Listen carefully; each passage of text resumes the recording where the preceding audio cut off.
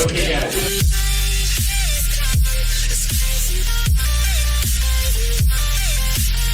Hey guys, so today we're going to start with our next student. We're going to go into momentum and collisions.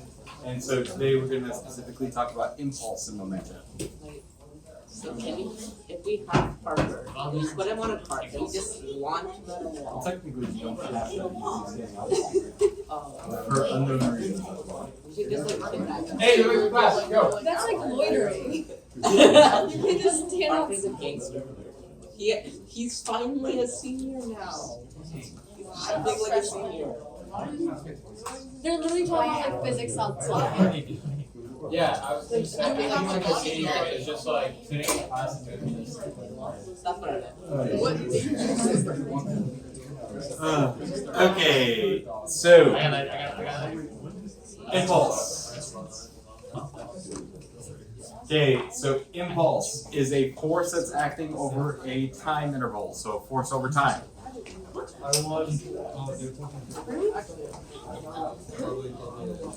So, guys, so it's similar to work. So work is force over distance, impulse is force over time.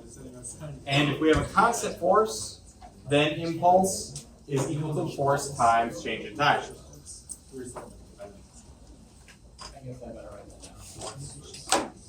So for a constant force, impulse is force times change in time.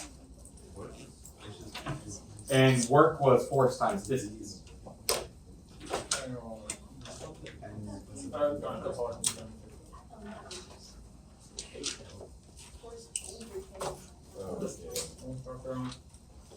So the thing is with impulse, we use J usually to say that, well, for impulse, but impulse is kind of weird because it doesn't actually have any special units. It's not like watts or power or joules or anything like that.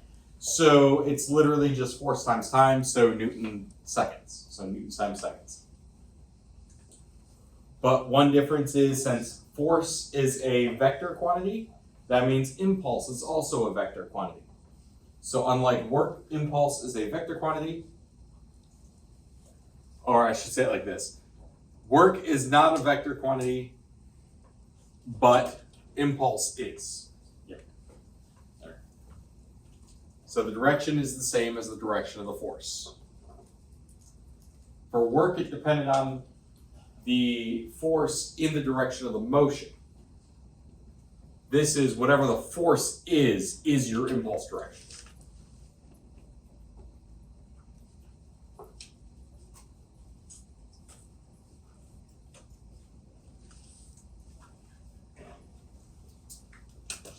So this was from AP1. We haven't changed anything yet. The only thing is, remember, it's constant force.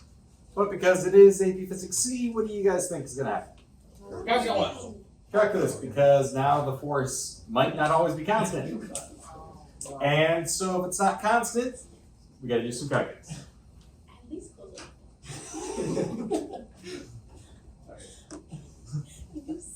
Anyway, so impulse for a non-constant force. So when the force producing an impulse is not constant during a time interval, we take the same approach we use for work.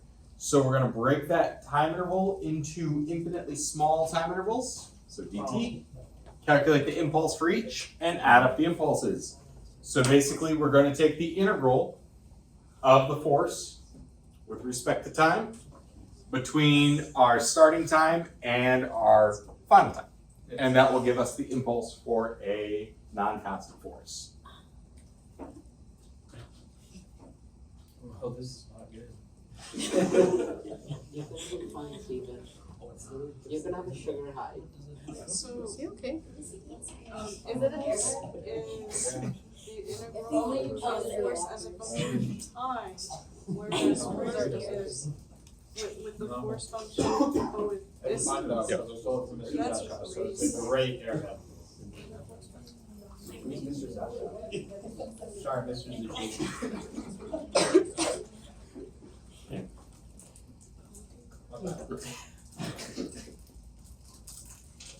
What the heck?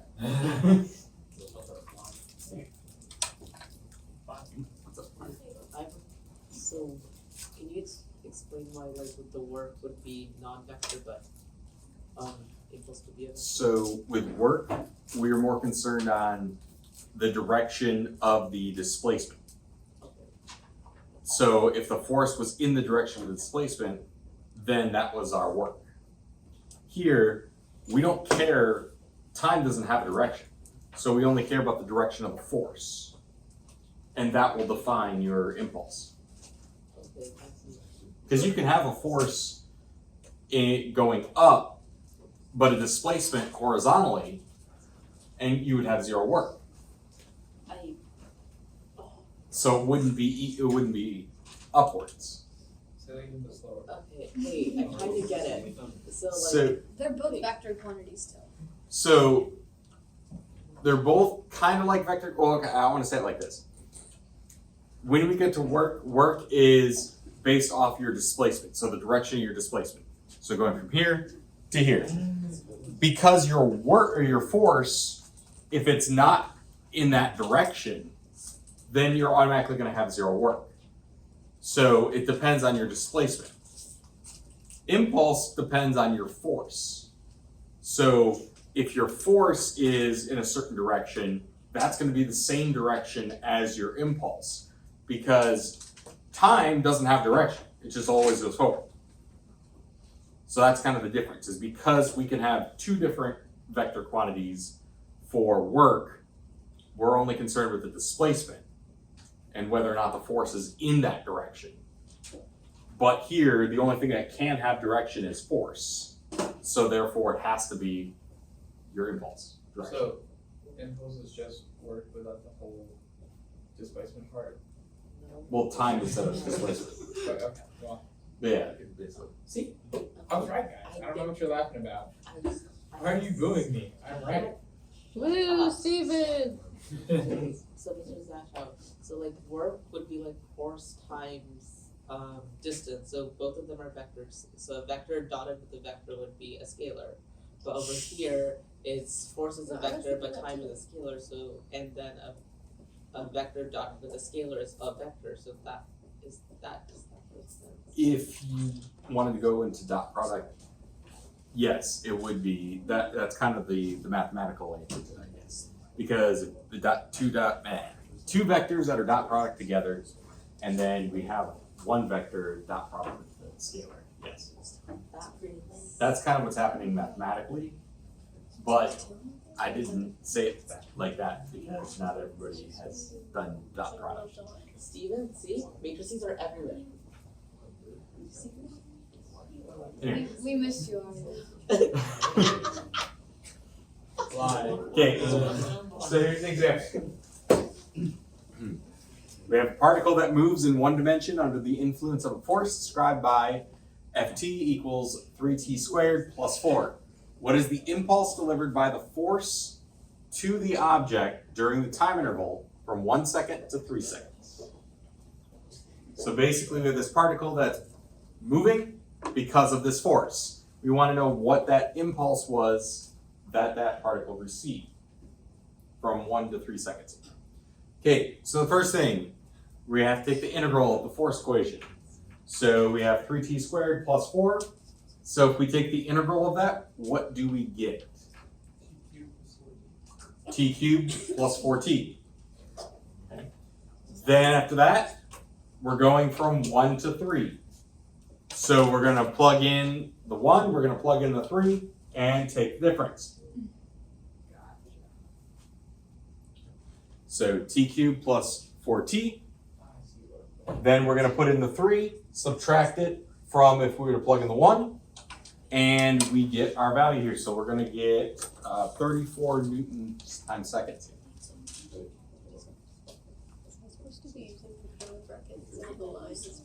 Newtons over seconds.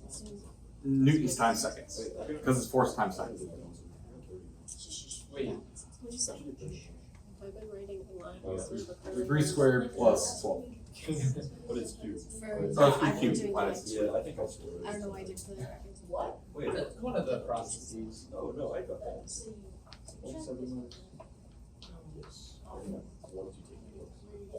So why exactly is impulse important? Because if you're just almost like summing force over time, like why is that necessary?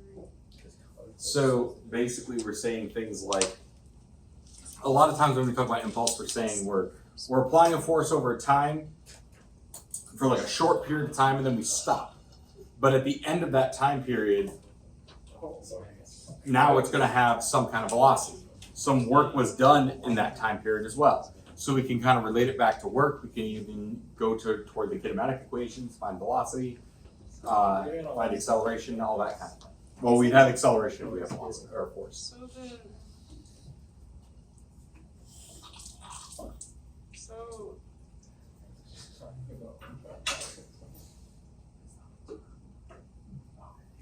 okay, so how do I express it?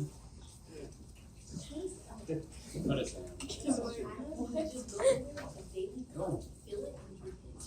Okay, so like, if I were, for this, if I was pushing a box in the one dimension with that equation, and the question was like, what's my velocity if I stopped at,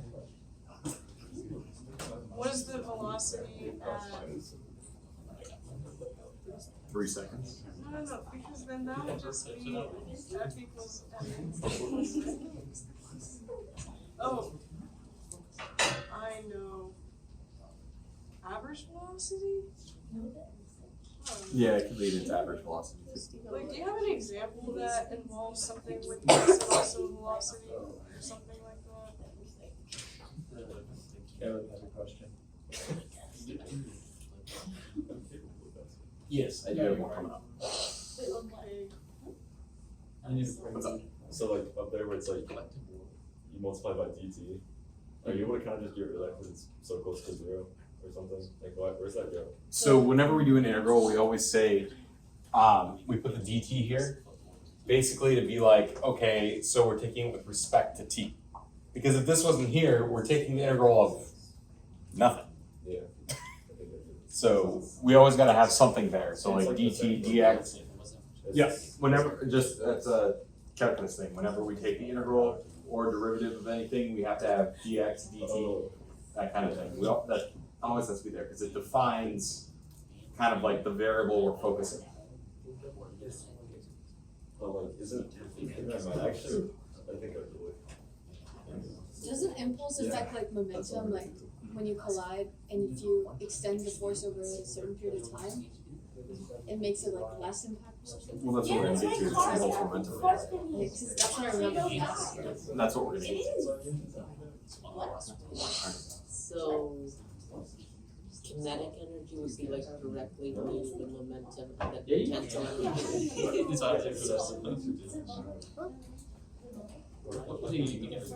Yes, but you can still kind of go between them too, with a little bit of conversion.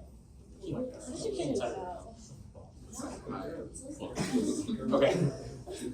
So, in AP1 we did talk about this as well, so I'm just going to kind of mention this again. Impulse can be found from the area under a force versus time graph. So if we have a force versus time graph, we find the area under the curve, we get the impulse.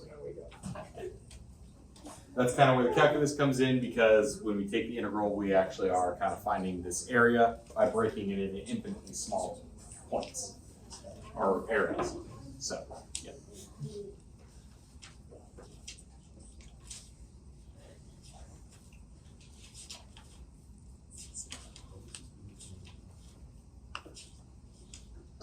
It does. Don't question the process.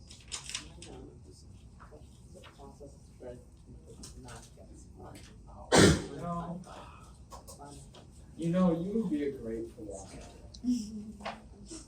I think you'd be questioning himself. Matrices. I feel like that's what would happen. I could just picture it now. But why am I? Mr. Zachow, you should introduce them to tensors. That was a good joke. I just got it. That was a good joke. I didn't get it. What minor are Make them do tensor math. Tensor math is even more fun. Do how about base 12? What? Base 12 math.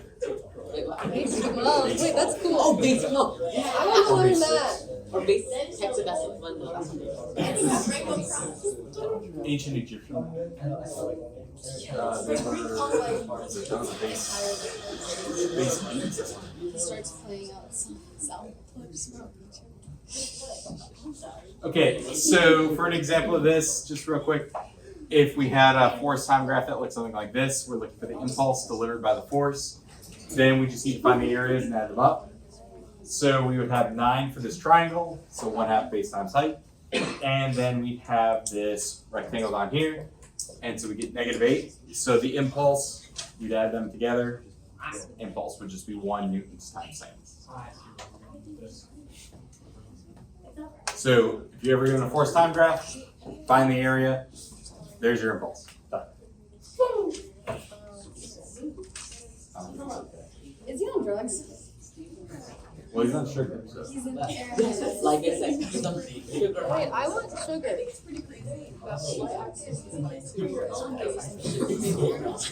No, you can't. Hey, weren't you here? I don't know. I have today. here. I would want to. I'll take the test tomorrow. Skip the next one.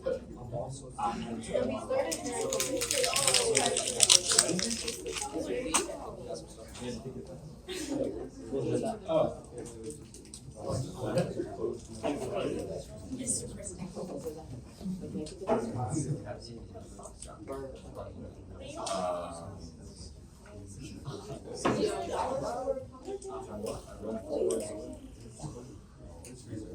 I can have you tomorrow. Yeah. Are we doing it? Yeah, we're gonna. Before Thanksgiving.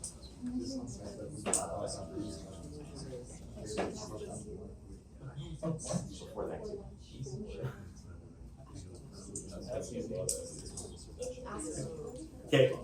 Can I use Monday's back? I mean, today was the car last time, not to the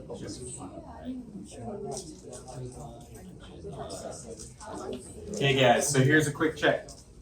We have 2 boxes connected by a compressed spring. When the spring is released, the boxes are pushed apart.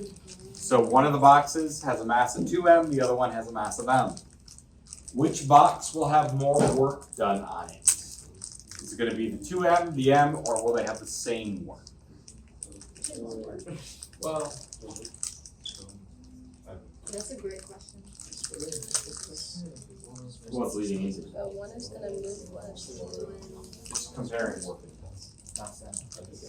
I So who thinks it'll be the box of mass 2m? Who thinks it'll be the box of mass m? Who thinks they'll have the same work? unpopular. So here's the thing, guys. This one, it is box M. Because remember, work is force times distance. Guys, work is force times distance.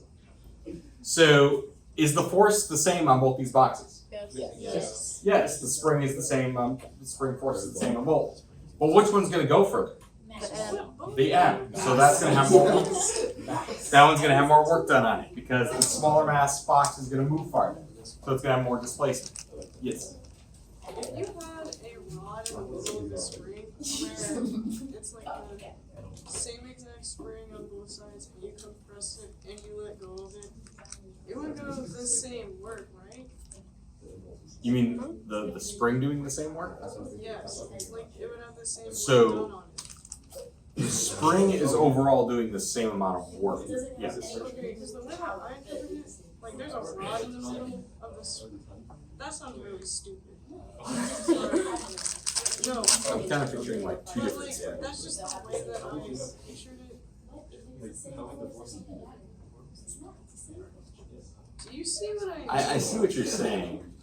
I kind of think of it more like a, it's like, you have this system on the table, you can't shake it. yeah, I see what you're saying. But there's nothing keeping it stationary, that's the thing. But if it was stationary, if that spring was stationary and it's an equal length of spring, like the same exact spring on both sides with the boxes, that would be the same grip, right? Yes. Oh. Also, I thought. Okay, so another check here, guys. So which box receives a bigger impulse? Is it the 2M, the M, or do they get the same? Same. So yes, it is the same impulse. So you can have different amount of work, but it would be the same impulse, because mass would be irrelevant. Okay, moving on. So when two objects exert a force on each other, they will not necessarily do equal amounts of work. They will deliver equal amounts of impulse on each other. I'm gonna write that down.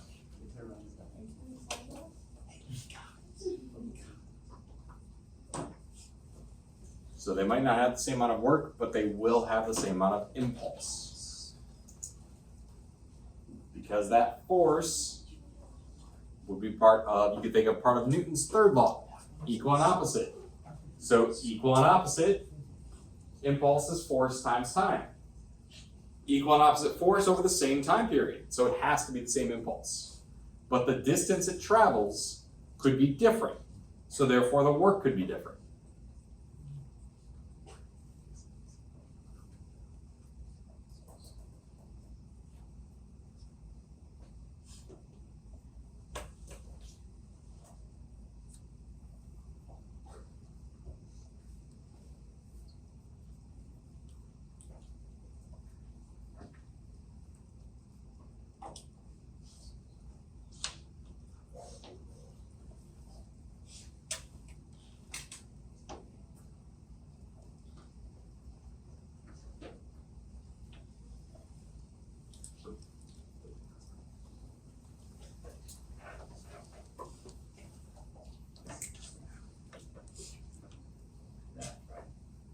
It's all coming back. It is.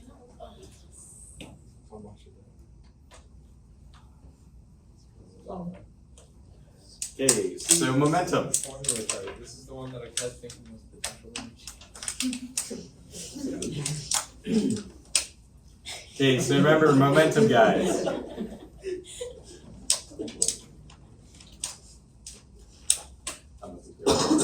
What? I don't think you're.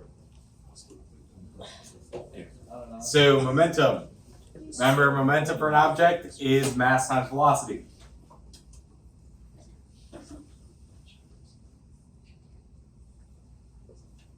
Remember momentum, then because velocity is a vector, momentum would have to be a vector as well. So its direction is important. It's based on the direction of the velocity. And there are no units, no named units for momentum. It's just going to be kilograms times meters per second. So mass times velocity. Then power. I was thinking power. What? Are those keys on the thing? I'm looking really fast. One was capital. Momentum's obviously lowercase. Going by my logical deduction. As long as you go by logical practice.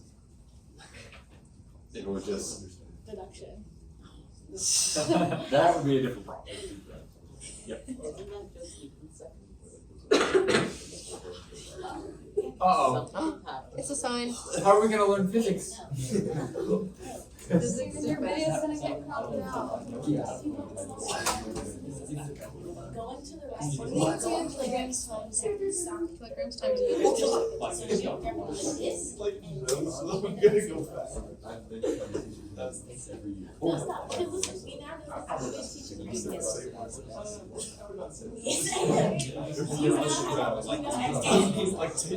In my opinion. Oh my god, what are your thoughts on it?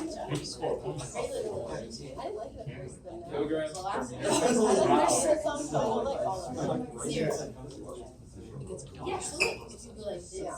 Honestly, last night I was like, Where does it end up?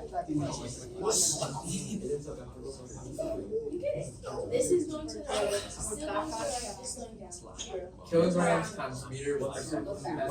That's I'll figure it out. that unit. So Okay. So, Newton's second law. We know Newton's second law is F net equals ma. Hopefully that's not a surprise. No, that's new. I know that one. That's what Caleb wrote on his test. That's what we write on every physics FRQ, no matter what the thing is. Right. Anyway. I don't even F equals remember that, ma. Stephen. We'll get it back. I did that last When did that That second was law? like 2 years ago. Hey, that's Kind my of. pass. That's kind of. Anyway. It was. Okay, so F net equals ma. So acceleration is actually what? A vector. Well, it is a vector, but it's time. velocity over time. So we can write Newton's second law as force equals mass times dv dt. So the derivative of velocity over time. Oh. If we I take can't the believe derivative this of the is- velocity function with respect to time, we would get acceleration. We've already done that. So all we're doing is saying we're plugging it into Newton's second. Great. Well, what's mass times velocity? Momentum. So then we can actually say force is equal to the derivative of momentum with respect to time. What about mass? Mass times velocity. Mass velocity is momentum. So if you take the velocity equation, multiply by mass, that's your momentum. So the double derivative of momentum is what? The double derivative second? No, what it would be is, Double derivative. so what's happening is that we're taking, basically we know that like mass times velocity is momentum. But if we're given like acceleration, we take the derivative of acceleration gives us velocity. So then velocity times the mass is momentum. So basically we're saying if we take the derivative of momentum, we actually get mass times the derivative of velocity, which is the same as mass times acceleration. I know, but I'm saying like if the derivative of force equals work, right? Yeah. And then the derivative of momentum equals force, does that mean that Oh, yeah, I see what you're saying. Yeah. What was that again? I didn't try. What was that? So force literally just the derivative of Force is the derivative. that's all. And No. dt over dt. Wait, okay, so So if we take the, yeah, we're gonna really all together. I'm just going slowly over, you know, I don't wanna hit all that. so then momentum is But you guys are already kind of connected. So basically, we can think of it this way, guys. If we're given the momentum equation, let's say we're given momentum. If we take the derivative of that, that's going to give us the velocity equation times the mass of the object. If we know the mass of the object, we divide the mass out of that equation. Now we have the acceleration of the object. So we can actually go from momentum, which is mass and velocity, and find the acceleration that's coming up because of a force being applied. You know what, maybe I should learn matrices. It makes everything easier, honestly. makes That's, everything easier if you have a team that inspire. wait, what? Wait, what? Anyway, okay, Ever. so impulse momentum theorem. So the impulse momentum theorem says that the impulse imparted to an object is equal to its change in momentum. So when we talked about it in AP1, we thought of it like this.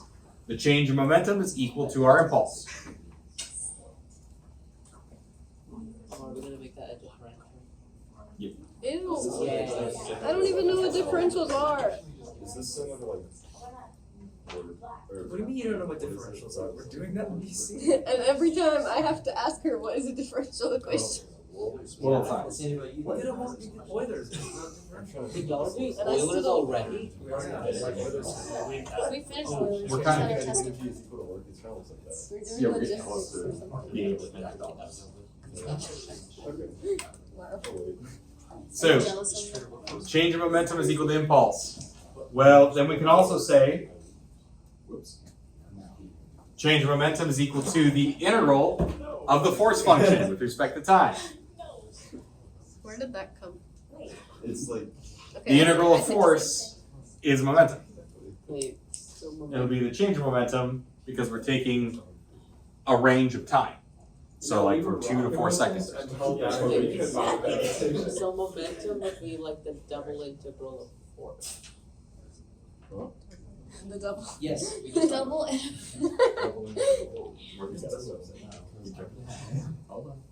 Is the So second basically what integral this says is that exerting a force on an object over a time period will change its velocity, which that makes sense. We know that would happen. If we Gotcha. exert force on something, its velocity is going to change because it's accelerating. Okay. But the longer we actually apply that force, what's going to happen to the velocity? It's gonna decrease. Well, we know if we apply a force, we're changing the velocity. But now we're going to apply the force even longer. Oh, it's gonna increase. We're going to increase the velocity even more. Okay. So this equation accounts for that increasing in velocity based on how long that force is being acted for.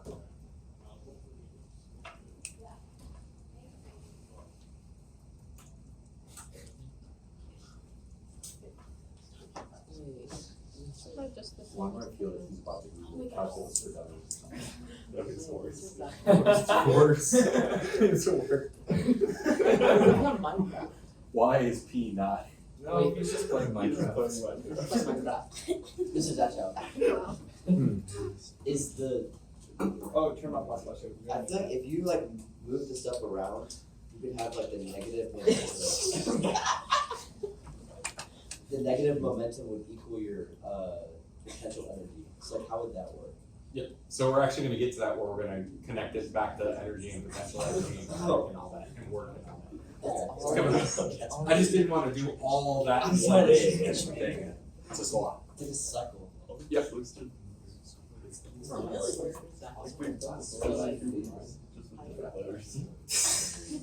Okay, let's. So here, guys, this is an example. Now, this would be an example where On the test. Water section. The water fountain. Oh, This was ew, on the why would you go test. there? So That's That's how you get sick. we have a 0.25 kilogram tennis ball thrown in the wall with a velocity of 12 meters per second. It hits the wall, bounces backwards with a velocity of 10 meters per second. So part A says, what is the impulse the wall delivered to the ball? B is if the ball was in contact with the wall for 0.1 seconds, what is the average force exerted on the ball?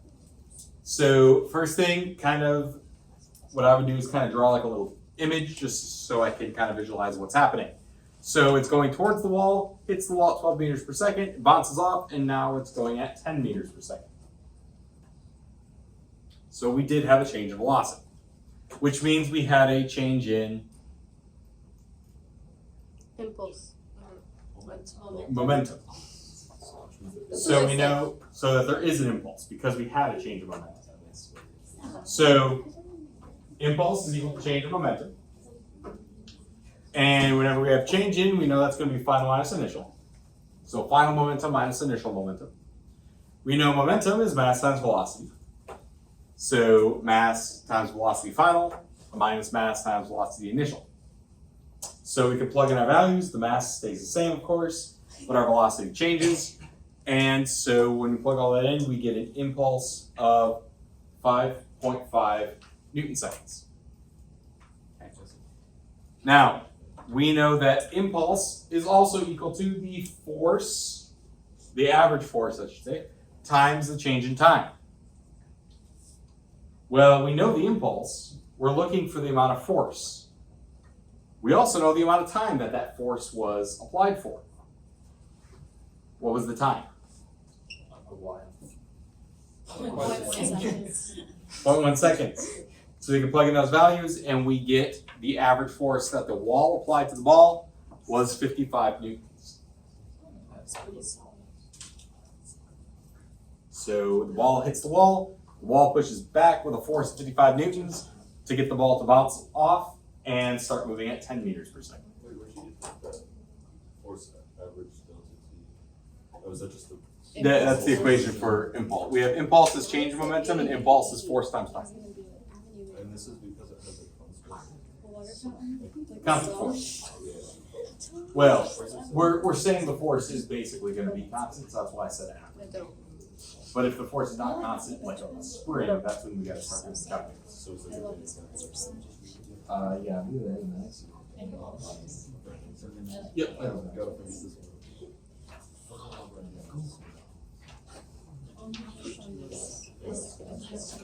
So this would just be constant force. This is an AP1 question. I believe this is actually in the notes for AP1. Yeah. Yeah, I do remember this one. I had to think about it because we're not that far yet in one, so I'm like, wait, I haven't looked that far yet.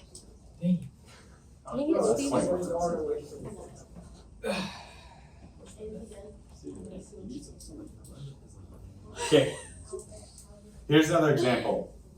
Here we have a variable force given by Ft equals 2t minus 1, where F is in newtons and T is in seconds. It acts on an object of mass 4 kilograms that is moving in a straight line. If the object has a velocity of 2 meters per second at time equals 0, what will the object's velocity be after 3 seconds? So basically we're applying a force over 3 seconds. The object had an initial velocity of 2 meters per second. But that force we're applying is not constant. So we want to know how fast is it going to be moving at the end of those 3 seconds. Because it's not constant, automatically that leads into us having to do calculus.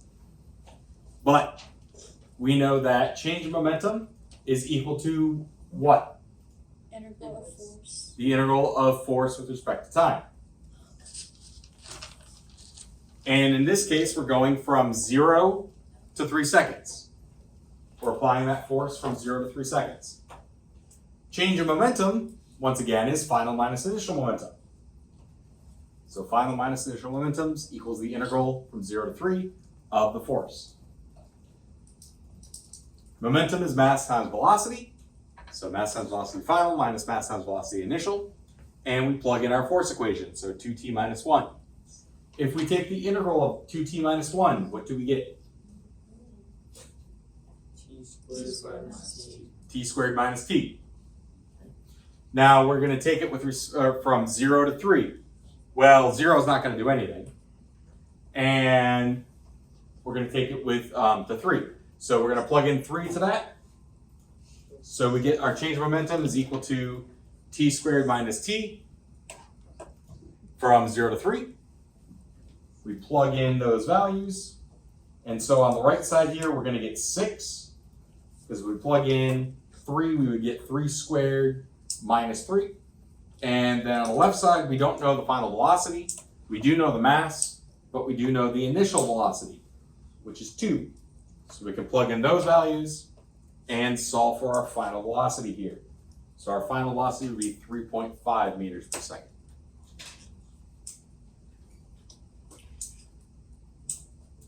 Yes. Would, or like at time is 0, would it always be 0? No, not necessarily. Here it's saying like, you're saying like when I plug it into this part? Yes. So 0 squared minus 0 is 0. Mm-hmm. But if you ended up with something, actually when you take the integral, you wouldn't be able to have, well, yeah, we wouldn't have one like that though. Wait, it doesn't matter what's on the bottom, right? You can just plug in the value. That's what I'm asking. Well, because it's final minus initial, so you'd have the 3's plugged in minus the initials plugged in, and this one's gonna be 0. So as long as it's 0, then that part would just go away. And so you'd only be left with the 3. But if it's like from 1 to 3, then you would have to subtract it. In a situation where like the change in mass is significant, how is that? Well, that's when we're gonna get farther. Oh my god. What? That's when we get farther into it. And we talk about collisions. That's Jumping into the next one. something like a rocket. No, you can, Right, it's losing fuel. yeah, you can change like the object carrying the motion. So yeah, that would change it. That's coming up. That's technically a collision. It's considered a collision. It's considered an explosion. Because you're losing energy and it's going, you're losing mass and it's going everywhere. So that's kind of where that's coming from. But yeah, we'll get into that next week when we get more into collision. Last one.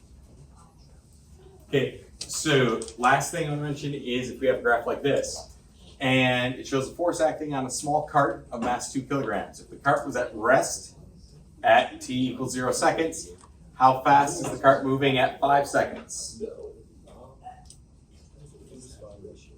So the first thing is, let's find the impulse. How do we find the impulse? Area under the curve.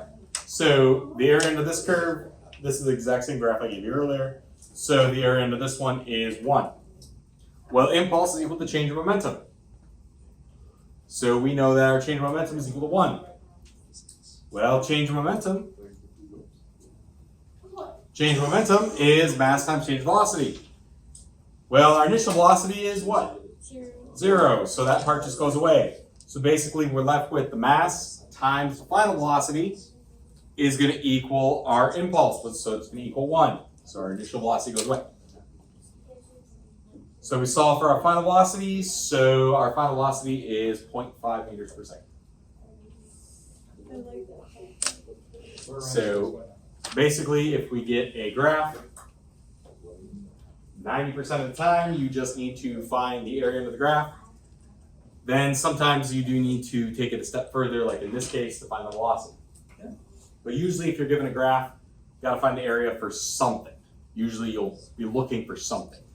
And that still was true in AP1, it's still true in APC. If you have a graph, you probably need to find the area for some reason. So for this, so if you're given a force, is another way you can do this is get the force function divided by the mass and then take the integral of that and enter the time Yeah. Okay, so that's actually it for the notes today, guys. I do have a practice which I will post into the OneNote, but the plan is tomorrow we will do a impulse.